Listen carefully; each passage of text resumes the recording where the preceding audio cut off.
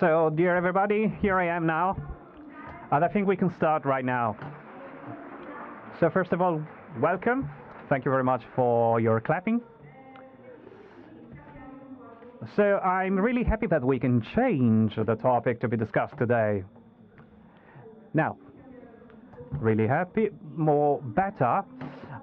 I want to deal about the same topic, but from another perspective. So far, we had stellar relators and speakers, but they spoke in scientific terms and in a logic and analytic way. But considering that you know me, I normally speak in analogic terms, and rather than talking to your mind, I speak to your unconscious, simply to activate all those transformation processes which are the main goal of our event today. So, today I would like to talk about the way we can purify the mind to defeat time. So, quantum medicine. So you see the logo first of all. So we created this logo, and it comes from the Eastern tradition, from the Vedic Indian tradition, and this is practically a sort of assembling of different aspects which converge to the same point.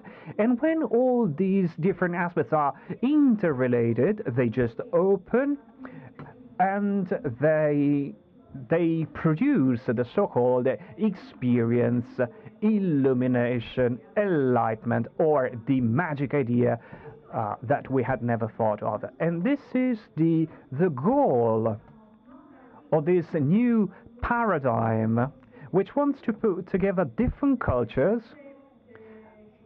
scientific cultures, of course, to create insights at all levels on different fronts. But first of all, I would like to show you a video. So, and the interpreters are going to translate. So, one day the professor entered the class and asked the students to get ready for a surprise test. Everyone was very anxious about the test, and the professor handed out the test sheets with the printed side down. As usual, once all the sheets had been handed out, he asked the students to turn them. To the surprise of the students, there were no questions on the test, just a black dot in the center of the page. The professor, seeing the astonishment of the students, simply said, "Well, I'd like you to write about what you see on the paper." And so the students were kind of confused, and they started to work.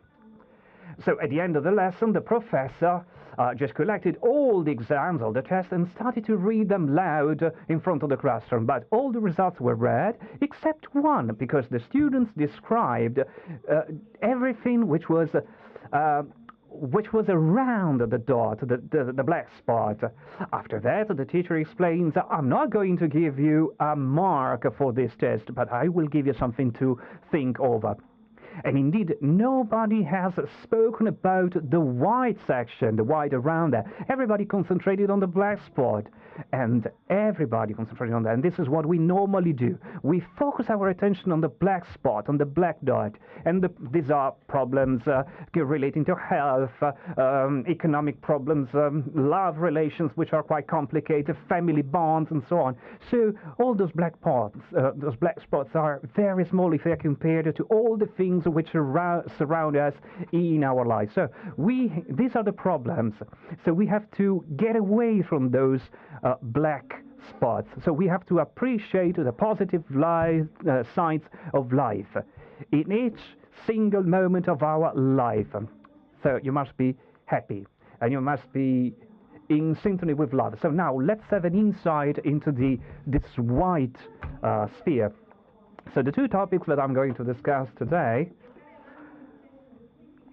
wants to aim to purifying and start the self-healing processes, and we want to slow down the aging process. So, and we're going to analyze the karma from one point, and the mind perception of time. So from the general point of view, many think that karma has something to deal with our desire, realized or not realized, to fly around this world made up of ideas and desires just to reach a goal, something that lies in the innermost of our hearts, or better, sometimes to get away from duties, from heavy things. And so sometimes we see the karma as a sort of intertwining, a sort of twisting of chains, bonds and ties. And very often we speak about negative karma. Now, everybody talks about karma. Now, you do not say, I'm not lucky. You say, I have a bad karma. But this is not true, because in this way we concentrate on the black spot. But if we see the white sheet, we see that the karma actually is a balancing system. So the karma allows us to interact with the opposing forces or the opposing elements, so light and shadows, men and women, in order to recreate a balancing of emotions in an evolutionary way.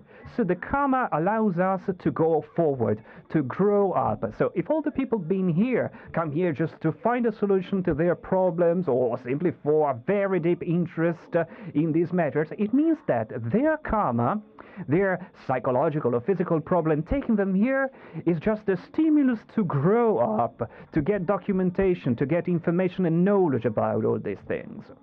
Are you with me? So, the karma doesn't want to punish us.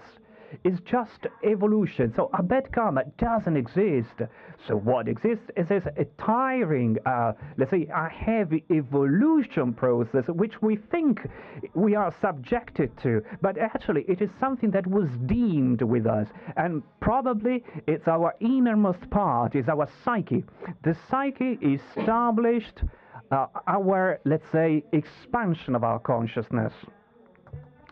Before me, Fred Alan Wolfe was talking about soul and mind, this sort of overlapping. But from the Veda point of view, this is not actually correct, because we have the mind, but we also have the I, the ego, which is the most spiritual part of our mind. But we have to distinguish several things on this purpose. When we talk about karma, if we consider this evolution process as a sort of pyramid, we see that on the basis of this pyramid, we have, when we are here where I'm pointing out, we have to walk a lot in order to go around all the parameter, because as you can see here, the basis is a bit larger. So the same way, if we have reached a lower evolutionary level, everything that happens around us, it happens by means of deterministic modes. So we are out of control, and we have to make greater efforts to oppose the situations facing us and influencing us. But when the karma is, let me say, of low profile, this is the technical term, of course, we call it simply fate or destiny. Moreover,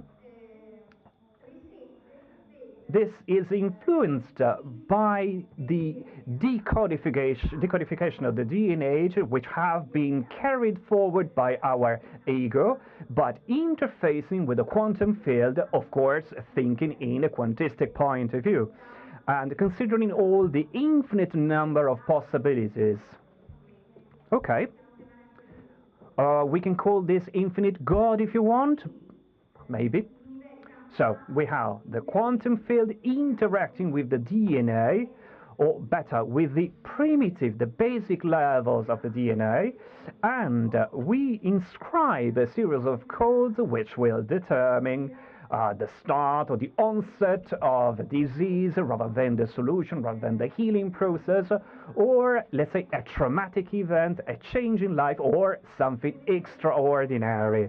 You will see at the end of this meeting that we will try to work in order to interface with the problems, and Mr. Colombo will illuminate us.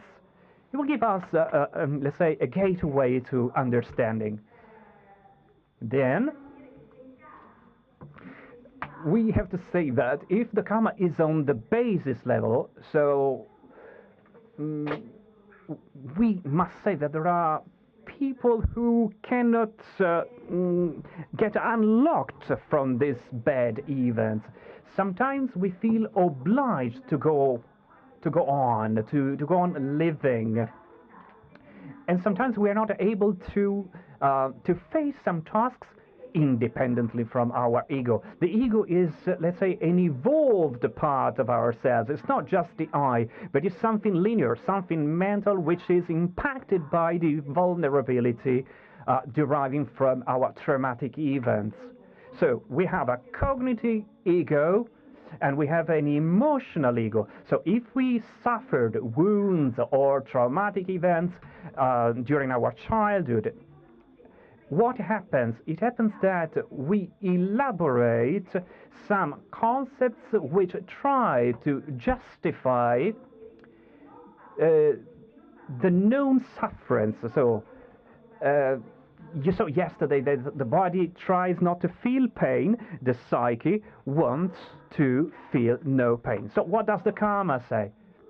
So you say you must grow up, and your I says you have to reach that point in this way. So for the ego, the fact that we suffer or we do not suffer is not a problem. I did not invent the karma. The karma is, let's say, part of the quantum nature of our life. Well, it is clear that we have some secured and super secured karmas.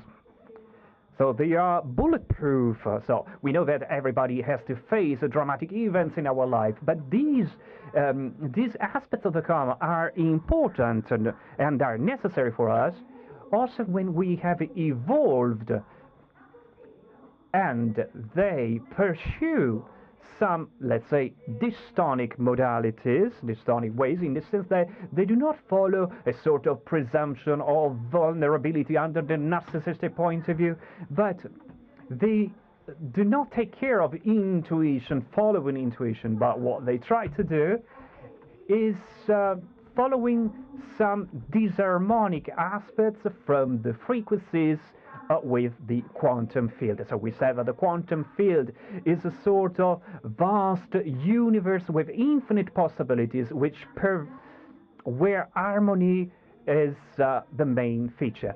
This is reality, and indeed, mystic people, normally both in the Western world and in the Eastern world, get in a sort of trance. They may see saints, the only thing that they cannot do is the perfect aligning of realities. If people pursue some dystonic models, the consequence is that they have to re-harmonize themselves by experiencing something that, from the Vedic point of view, have provoked in a sort of pre-existence.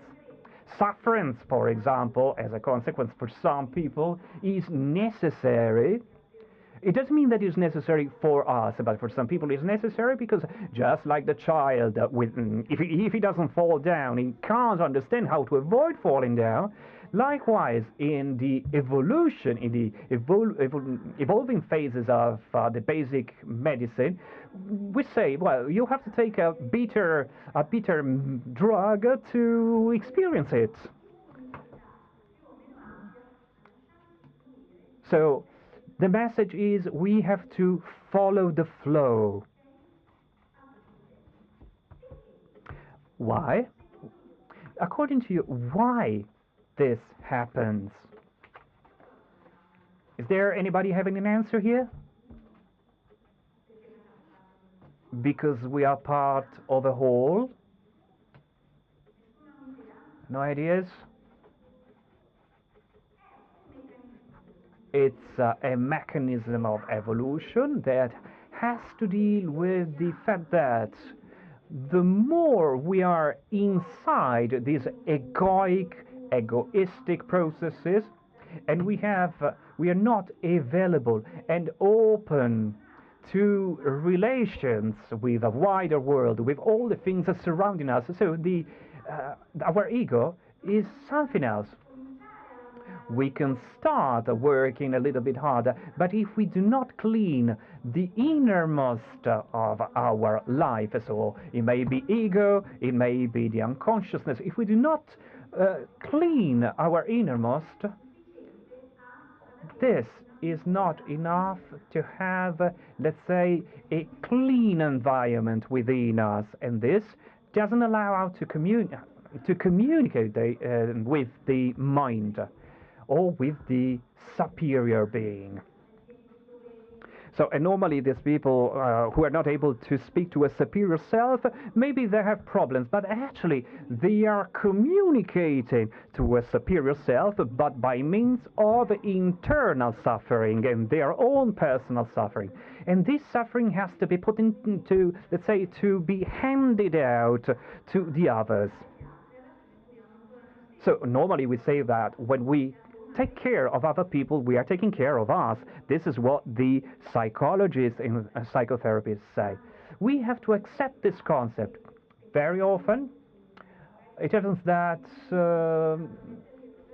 if there are problems, family problems, or what happens? We have a patient arriving to your cabinet with that problem, say, well, I have this problem and you have the same problem.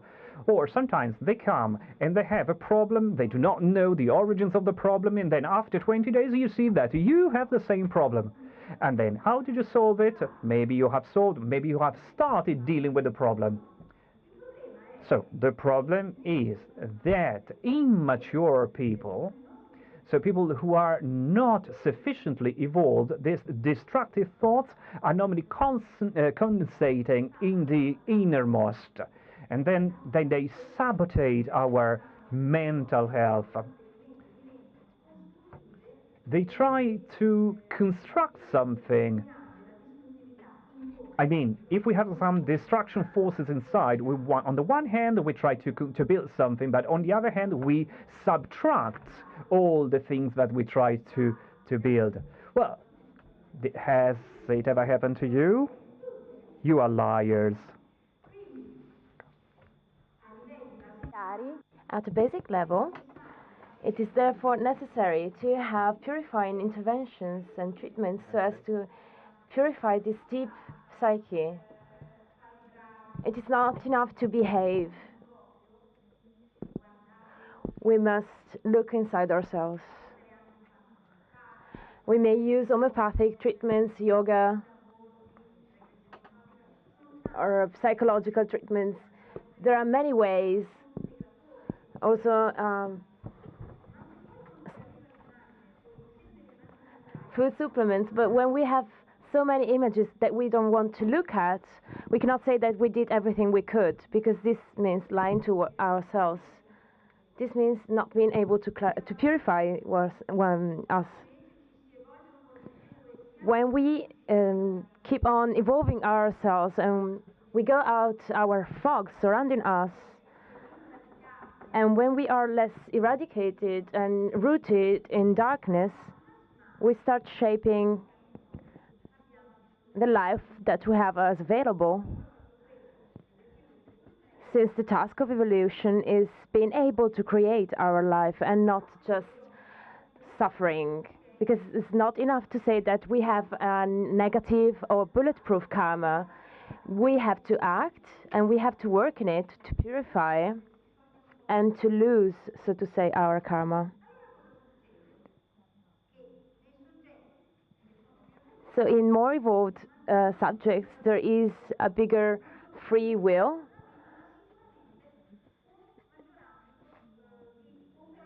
I'd say a more availability to be consciously in transformation, in motion. We are more able to transform ourselves. The fact that you are here today means that you are able to do so and you're aware. Otherwise, you wouldn't be here to listen to such difficult issues.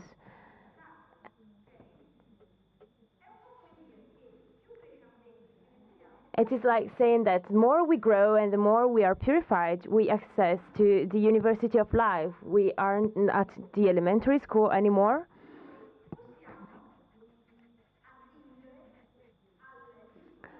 and we can take advantage to those tools that help us to reach conscious observation, which means that what happens to us outside reflects mirrors in our inner depth. We cannot just say, I don't like that person for that reason, because the people we enter in contact with are at a quantic level, are attracted by what is deep inside us. The environment I talked about before that is inside us has frequencies, emits frequencies that attracts distortions.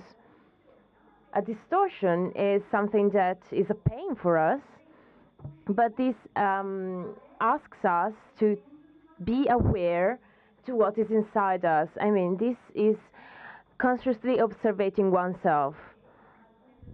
This explains why many people live in suffering and have traumas. And also I'm talking about environmental problems, but they don't need that experience. That may mean that I don't need that experience.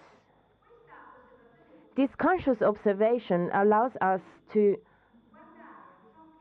look at what we are, what is surrounding us. This is our image in a functioning way, in a creative way. We need to stop thinking that with our linear and limited mind that we can just react to the surrounding environment. It's not like that, and we can actively enter into relationship with the surrounding world. We can mirror ourselves in that, and we can attract important processes. And this has been said for 15 million years by the Veda philosophy.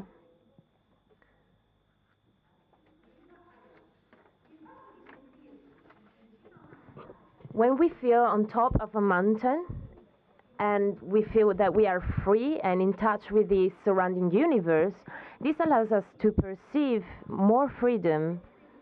Being free means being linked with the quantum field. I will later explain what this inner aligning means. This means being in harmony with ourselves. But you can understand that if this environment inside us, there is something that is rotten, we cannot be in harmony with this ourselves. This is very clear and very logic.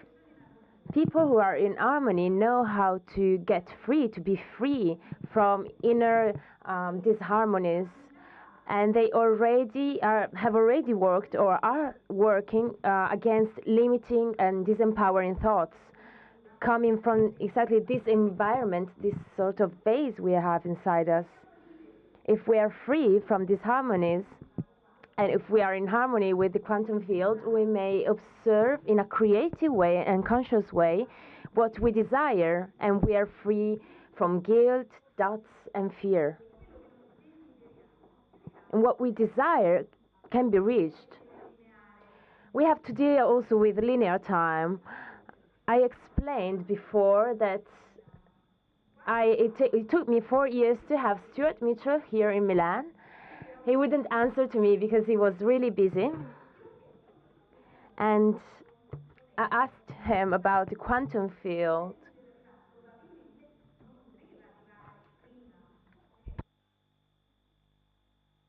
I asked to the quantum field to bring him here, and who was yesterday at the concert know what that means for us. He arrived. And this means that when we want something, when we desire something, maybe it doesn't come true immediately because maybe the environment surrounding us is not ready for that. There are different factors, several factors that are not well aligned. Having said that, people who are in harmony with the quantum field are creators for their own reality, and they are responsible. This means that they recognize that I am doing something, so I am important and I am determining an event. And this is real. This takes away the load of the thought that something is taking action against us. We want to express something else that is deep inside ourselves, in our DNA, with a target to educate and to evolve us. If we don't understand this target, we start crying and complaining about events, but we have to understand that there is a learning deep within it, so we are responsible for our reality. This is not New Age thought that was said millions of years ago on the Himalaya, the masters on the Himalaya. What does achieving our objectives mean? That means being linked to the spiral we talked about yesterday, and with the universe of countless possibilities, that is joining our intentions that are constructive ones. Because as Freud said, we have a destructive and a constructive stimuli.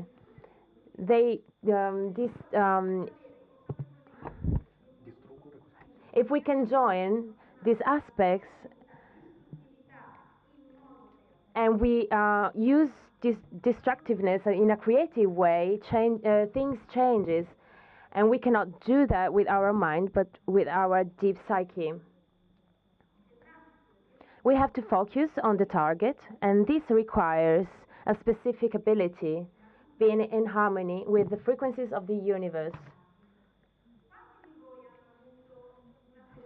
How many of you had an alignment experience that is a well-being state? Can you raise your hand, please? So you understand why you're here.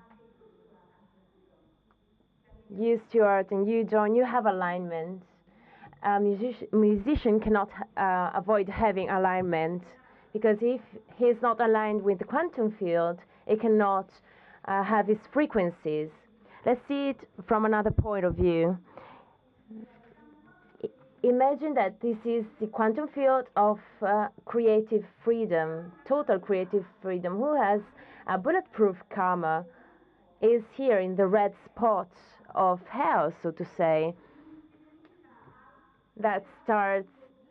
who starts freeing himself, has a creative convertible karma and is moving towards the yellow part, and who is in the green part is even more free. These are the realized masters who are free from these bonds. Is that clear to you? I tried to sum up in this image and quickly this complex idea. The quantum field, I like to describe it as a universe of countless possibilities in terms of a huge garden with flowers where everything is possible. And when we can experience satisfaction that we have when we are aligned, this is an inner environment that is in resonance with everything that exists. And this brings to us a feeling of gratitude that is just fading away nowadays. The new generations are not grateful and are instead very worried. So we taught to these generations to focus on the black spot instead of the white sheet. Is that clear to you? What we are saying today is important for us, but it's important to understand what quantistically is going on. Cosmos is an immense stage. Cosmos is an immense stage, and as any other stage, it has a script. A script, a general one, we can say. It doesn't mean that we have, there are names, surnames that we have to do what is written on, because everyone has a bulletproof karma, but more we see the bulletproof karma, more we learn the basic letters, and we move from them, moving higher and higher. Lower and higher are just position in the space, but in reality, if we can really understand this matter, we are free from a binding karma. We can say that the general script is going to give us dictates in order to be more creative. It's sure that we need the script, of course, because we live on this planet, in this solar system, in this galaxy that has a frequency and a vibration that is different from other solar systems and other galaxies. So, if we move farther and farther from the vibration of the general script, we don't just do damage to other people, but also to ourselves, right? So, we start to go out of tune. There is a concert, an orchestra playing together, and if we go against the orchestra, or we want to sing our own song, different from the one in the script, we are going to do some damages. So, what we really need to do, and what we have to do, is to work in order to have a consonance with ourselves, an alignment with the quantum field, in order to be unified with the surroundings and in ourselves as well. If we position ourselves at the margin of our sphere, the sphere is going to roll around in other directions and we don't know where it goes. And it doesn't only from the mental point of view, but also from the physical point of view. Are you agreeing with me? So we have to find the consonance in order to be in a beautiful armchair in our psychological dimension. So to remain in harmony with the script, what we have to do? We have to do? Look at the picture. We have to clean ourselves, flow, go with the flow, and we have to purify our mind. We have to clean ourselves in the conscious and unconscious mind. We have a mind that can be purified from clean water, and we have to make it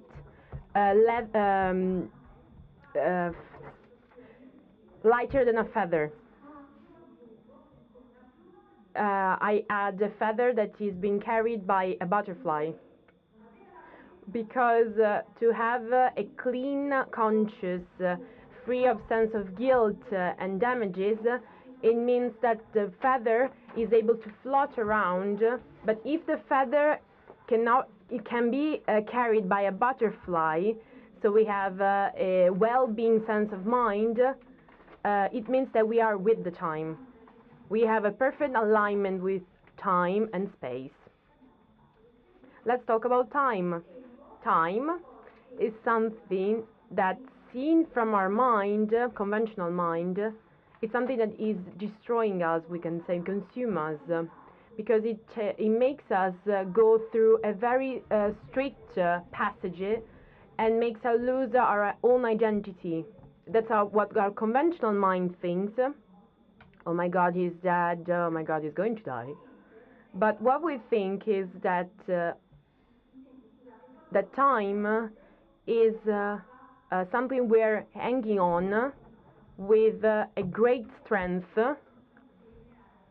and it's connected with a linear mind. I had to look at the watch in the last days, because we were losing time in reality. Time was skipping away, and everybody would have loved to talk more and more and more, but it was impossible. So to make more ideas be conveyed. We don't have to be crushed by this idea. Linear time goes from past to future. It's like a line that goes from left to right. Mind, the linear one, is grasped on linear time.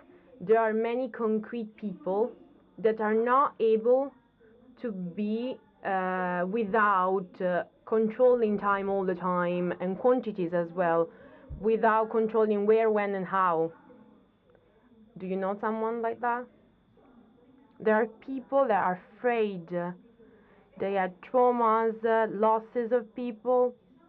There are many ones whose mind is grasped as a time, as a castaway on his raft. I looked at this image because I think it really explains this really well. This dimension, spatial dimension, I ask you to get rid of it, we can say. If we're grasped on linear time, we will not be able to think freely. Linear time produces some kind of transitions, we can say, from seed, flower.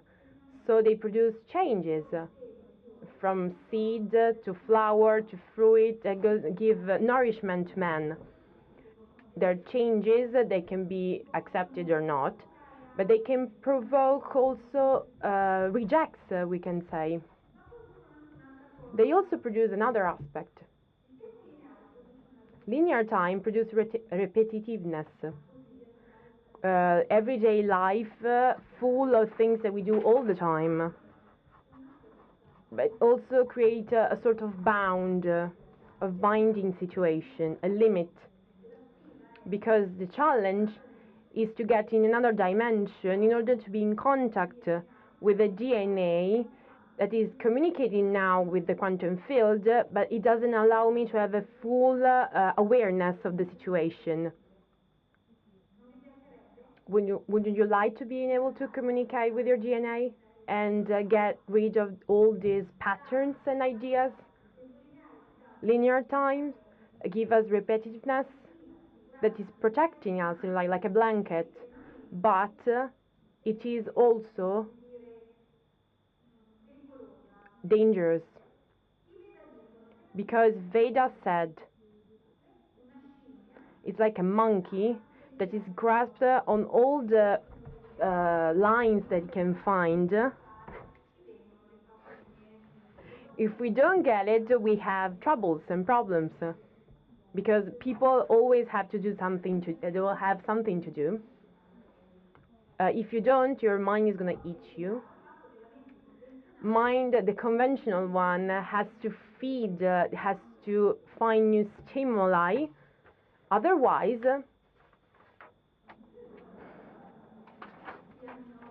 it gets bored. It's not feeling well. And it's not enough to be bored, but it happens another thing. It is going to flatten our initiatives. You become hypochondriac, you get fat, you eat because you're bored, you get asleep.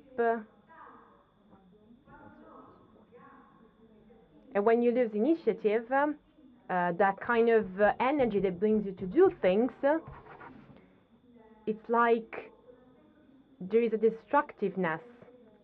This could be seen as the mind, the city of the mind, where destructive thoughts are going to create folly, or on the other hand, you can see as a body that is starting to destruct itself from the cellular point of view, and we have a disease. So you can see how symbols are evocative and they can really explain ideas. This is clear? Let's go on. Luckily, we have a safe passage. It is said that quantum physics tell us that waves, photons, are not particles, but they are waves and particles together. So that means that they leap, they can go farther than the dimensional time, and on a subatomic level, waves and particles, they move constantly between future and past without any kind of effort, without any problems. And this was said by Richard Feynman. I didn't say it, he said it and experienced it. So it means that we can make a reflection on by using the movies, the Harry Potter movies, sorry. These symbols have to do with male, female, and self, superior self, that contains all of them. So female and male connected because they are contained inside the triads of the superior self. Harry Potter told about this symbol and called it the Deathly Hallows. Who saw Harry Potter knows this. We can start and talk about this symbol. It is important to explain some elements. The wand of power of the elder wand, that is metaphorically male, meat and fish, so protect food, action, the sword, the want of power, and in general the egoic dimension, me, I. It's always me and nobody else. And I'm only one right. The resurrection stone is female, is high calories food like sugars and fat. It's stagnation.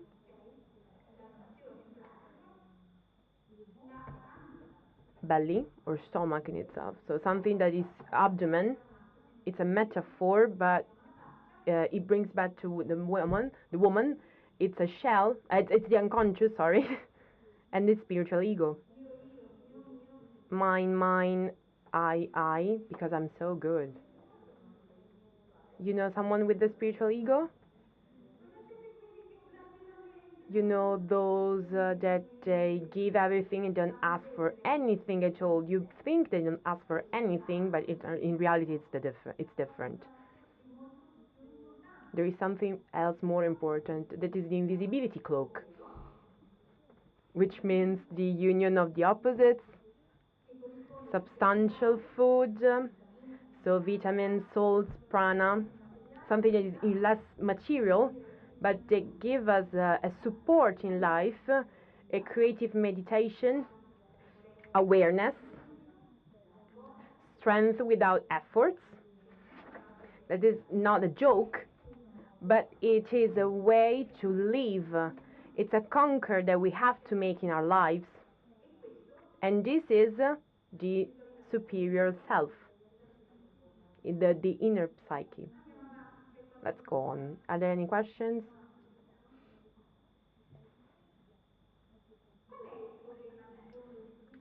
What's the biggest problem we can say in the spiritual point of view, from the spiritual point of view?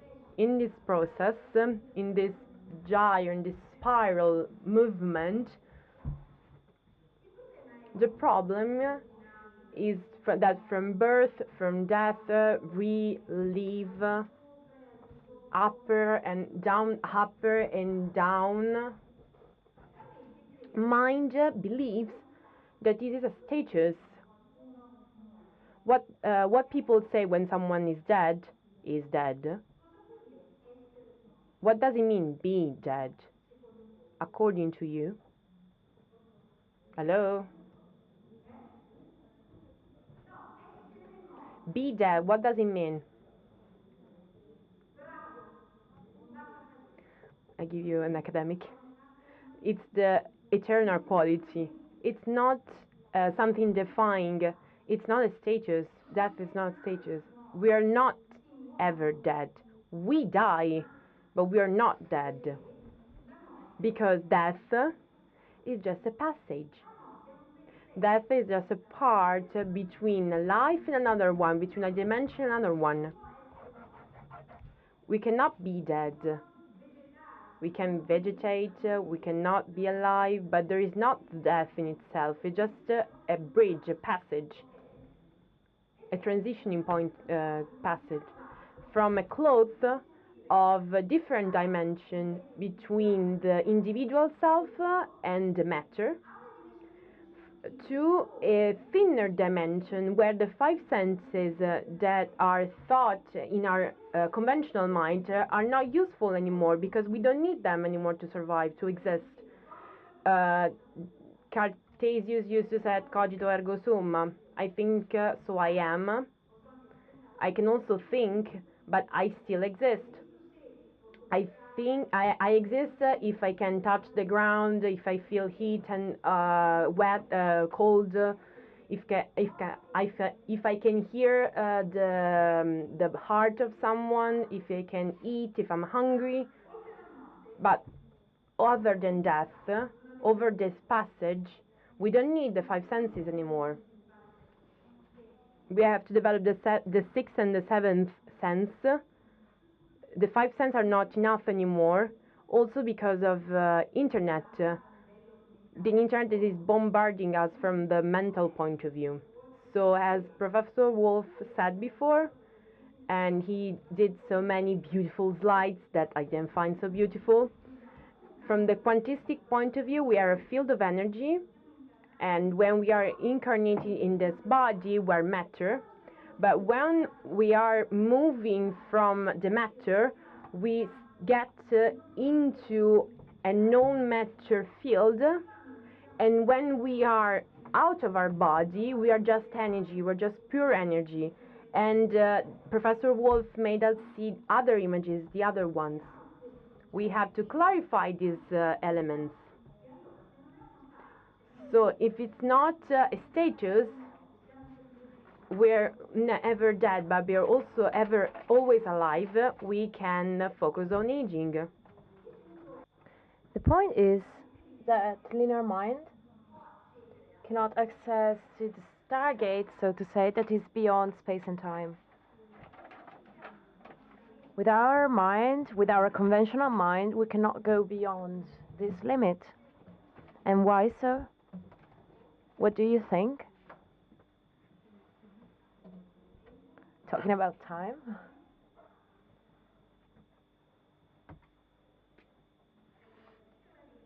The lady was saying, because we didn't open the third eye, but this is an idea. Why cannot we do so and go beyond? Because we didn't finish our experiences? Yes, these answers, where do they come from? Yes, from the mind. These are answers of the mind, because the mind doesn't know what is no mind. The mind operates with the five senses, but there are no such things as senses. If we do not activate our over-mental link and connection, we cannot go beyond. All the saints can go in that dimension, but without logic, without the senses, with another part of themselves. For example, through the ecstasy or ecstatic status. So how can we do so? Mind needs time to organize itself, because beyond there is no space and time. But nature doesn't need time. Did you ever ask a wood how were the plants feeling the day before? Because for them, it's always now. So I'll go faster because we will waste time otherwise. At subatomic level, time is absolutely irrelevant. It is so at the subatomic level, but that can be so also for us. If we start working on ourselves while understanding that our task is not to be in balance between what is working and what is not working, and we are not forced to a continuous effort to obtain what we desire, but every process from birth to death is just a circle that allows us to understand that from a quantistic point of view, what we experiment and you see it is such a contact with pure energy. As I said, this process is a spiral process, and if this is clear for us, the more we are free and able to be focused. We were talking about focus as a conscious process. This is exactly conscious focus, and we can do so if we purified ourselves. This is the dancing Shiva for the Veda philosophy. This is a game between light and shadows from where we emerge. The ancient East masters taught us not with words, but through experience. There have been several masters. We have so many of them in the Eastern world.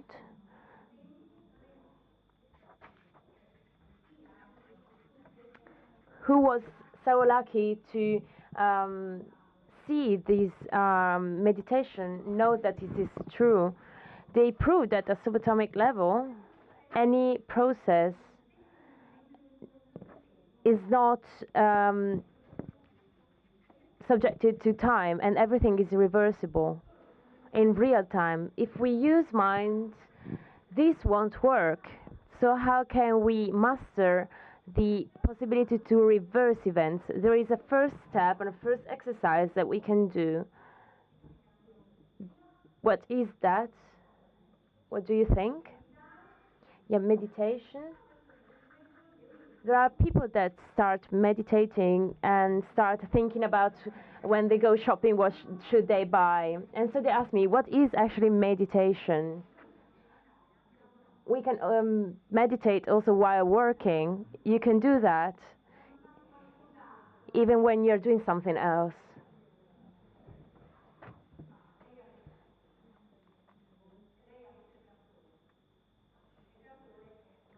So you read Eckhart Tolle. He was a philosopher who was talking about being in the eternal present. That is perceiving the timelessness. I want to give you an example. An example of when we perceive timelessness is that when we meditate, of course, and when we experiment the perception of being present. For example,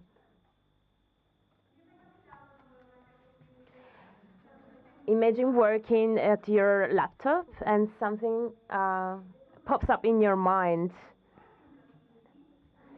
You are very focused, you had 100 problems in your mind, but all of a sudden you have a solution. And why is that so? Because if you feed your logical rational hemisphere that needs nourishment, he consumes his energy, raises his frequency, gets in balance with the right hemisphere, and they collaborate, they work together, so you have your insight we were talking about before. When we are focused on a problem, the hemisphere gets in balance. I will go faster now.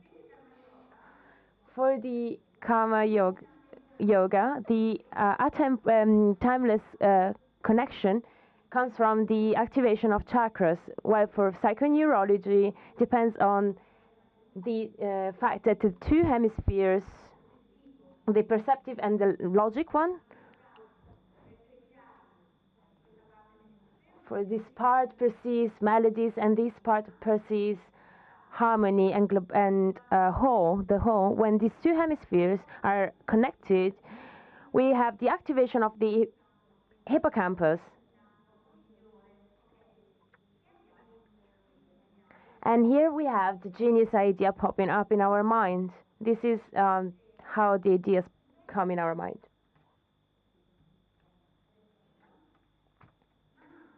But still something is missing. And what is it? An important piece.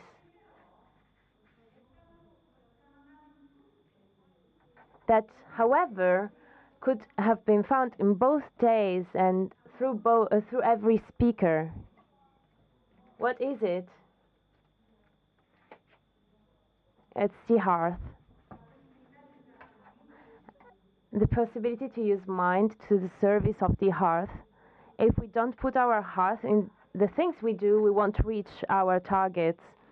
If we don't love ourselves, we have only duties and ego. Do you agree with me?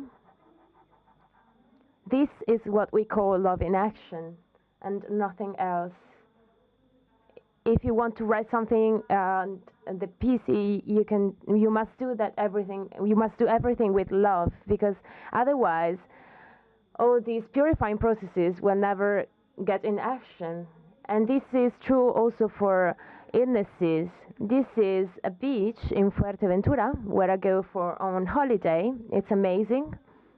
And one morning, it was 7, you can see my husband in the back, and I found all these footsteps on the sand, and I remembered of something that I found at high school that said so. That says, even if we don't come from the same places, we can leave a trace of everything we've learned. And this is the aim of our meetings. Everyone who has made research can leave a footprint behind, and this can be useful for somebody, to somebody. So we have to make our footprints useful before the sea takes them away. It's true that now we have camera recording us, but it's not always like that.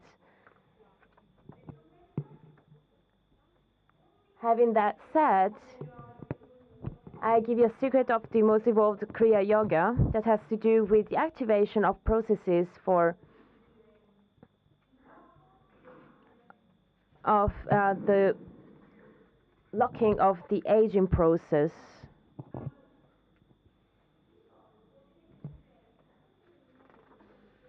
You see, point 1, the superior self. Point 2,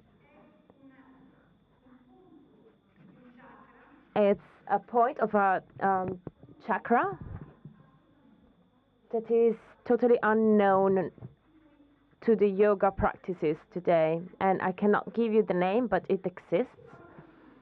Normally, it is said that to reach enlightenment, we just have to have an open fontanel and the third eye.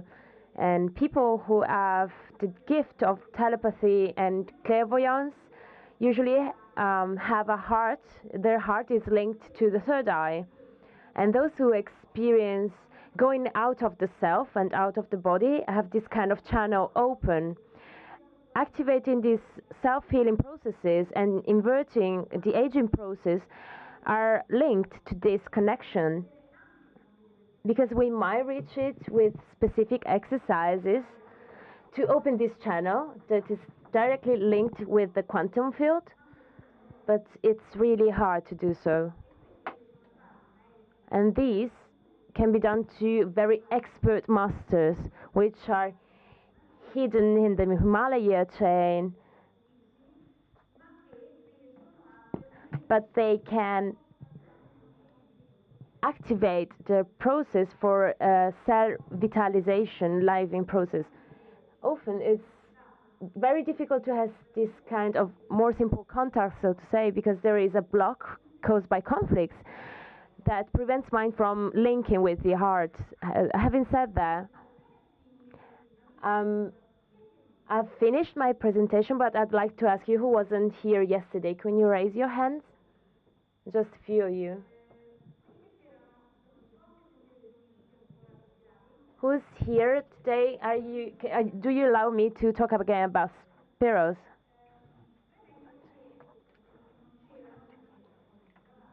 I'd like to say to those who were here yesterday that we found out many things, many aspects, and we found out that they are symbols that take away our vital energy, and they are closer than we think. And they have been analyzed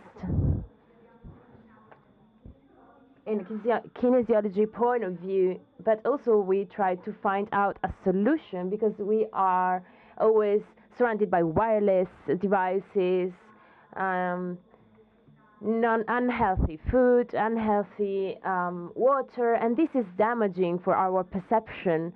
There are, however, possibilities to intervene, and they are deeply rooted in our everyday life, and these are based on symbols, and this is the more powerful it is, the more closer it is. Symbols are so powerful that they can work on the subconscious, We have many symbols. There are many different ones. Some are beneficial, others are not. They are different from person to person. They can be screened one, protective one. We saw that there are many ambiguous symbols.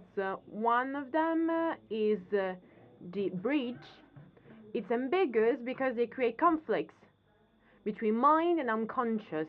So you see that mind goes somewhere else and conscious on the other way.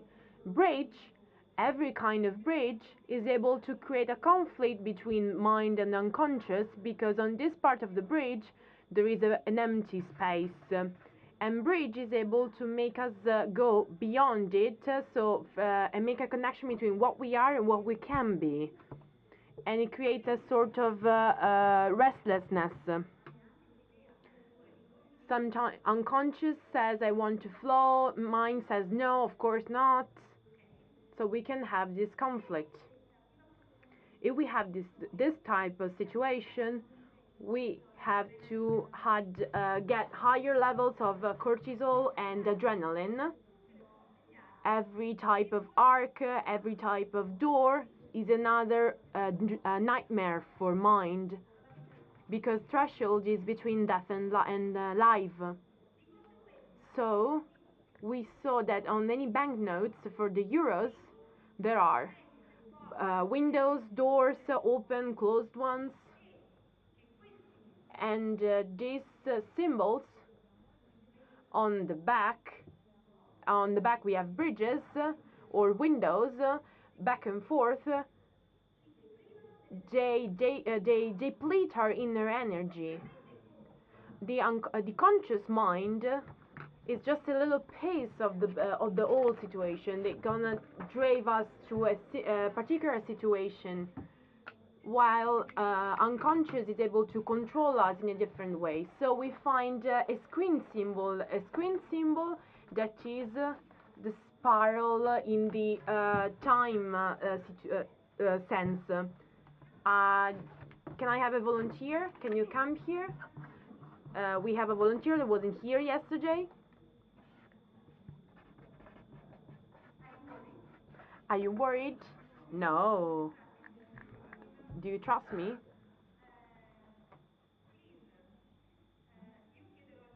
I'm gonna ask him. We do a kinesiology test, so I'm gonna ask him to think the most beautiful thing and the happiest one, and you're gonna have a bodily response to it. That you have in your heart. Give me your arms here, and while you are thinking of it, you have to resist. Yes, okay, resist. Think of the best thing. Think.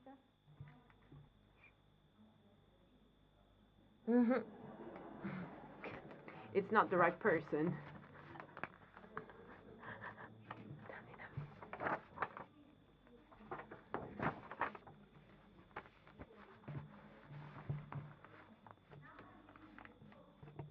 Okay? Okay, resist to me.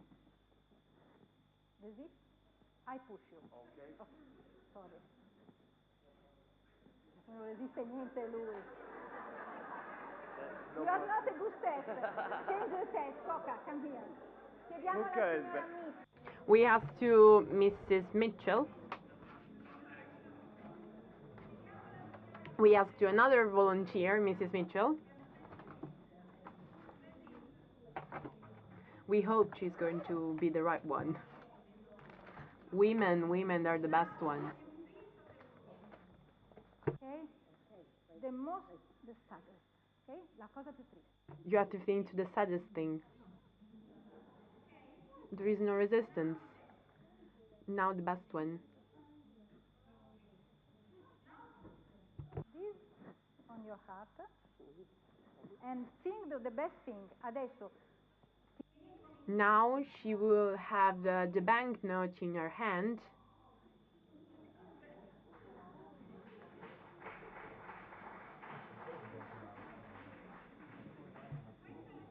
This is the screen symbol. We prepared one for each one of you. there is a sewer that prepared them working night and day. Resist. Just another thing. Reput just the money. Resist. It's true?